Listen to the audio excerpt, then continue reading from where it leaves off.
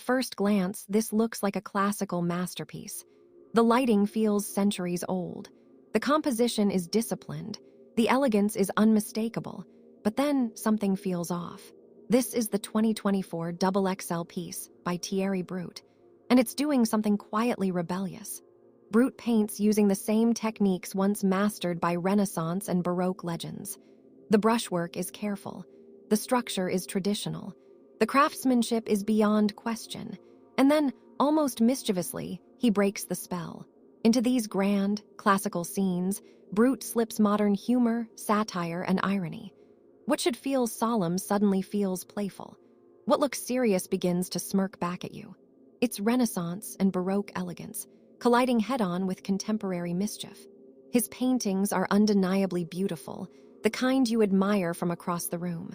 But the longer you look, the more you realize they're also funny, and sharp, and quietly critical. They don't shout, they jab.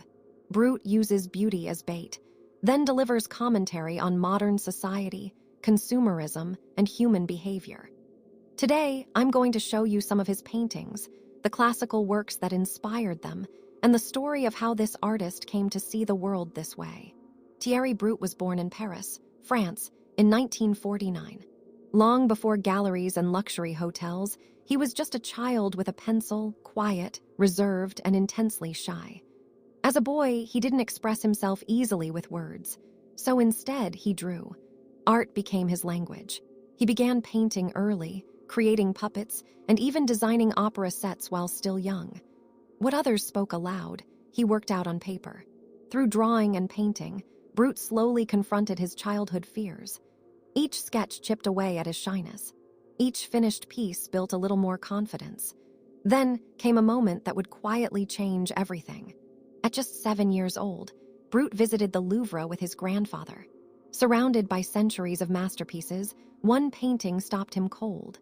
Georges de la Tour's, the card sharp with the ace of diamonds. He didn't yet understand art theory. He wasn't analyzing technique. He was simply captivated. The colors, the expressions on the figures' faces, the tension frozen in time. That single image stayed with him. Later, Bruet would say that this was the moment an artist was born. Decades passed. Bruet didn't abandon that childhood fascination. He refined it. Over the years, he became a professional painter and sculptor, exhibiting internationally and building a career rooted in technical mastery. Today, his work doesn't just live in private collections around the world. It inhabits some of the most luxurious spaces on the planet. The Shangri-La Hotel in Paris, Le Chalet du Mont d'Arbois, even the Hermès store in Paris. Places where tradition and prestige matter, yet Bruet's work fits perfectly because it speaks their language before bending it.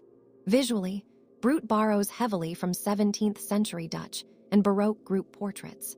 The compositions feel familiar. The poses echo history. The lighting feels inherited. At first glance, many of his works look almost identical to their classical inspirations. Almost. Then you notice the remix, a modern object, a contemporary reference, a subtle joke hidden in plain sight. For example, here is Thomas Gainsborough's 1762 portrait of Lady Alston. Refined, graceful, perfectly of its time. Now look at Bruet's version, titled La Trottigneuse. The structure remains, the elegance survives, but the meaning shifts quietly, cleverly, pulling the painting into the present. Or consider Peter Paul Rubens' 1608, The Martyrdom of Saint Sebastian. Dramatic, sacred, emotionally intense. Bruet transforms this into Alert à Malibu, a title that loosely echoes the idea of Baywatch in French. The suffering becomes spectacle. The sacred becomes strangely familiar. And suddenly, you're questioning what modern culture chooses to glorify. Then there's Titian's 1520, The Entombment of Christ. Heavy with grief, timeless in its solemnity, Bruet's response, Corpus Christi. The composition is still reverent, but the context forces you to reconsider how ancient symbols survive inside modern life. By placing modern consumer ideas into classical settings, Bruet creates a commentary that is sharp, but never cruel. He doesn't mock the past. He doesn't disrespect it. Instead, he uses it as a mirror that reflects how we live now, our habits, our obsessions, our contradictions.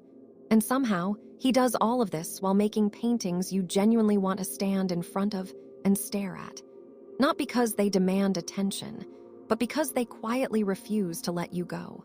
Thank you so much for watching until the end, and I would love to hear in the comments what you thought of this paintings. See you in the next video.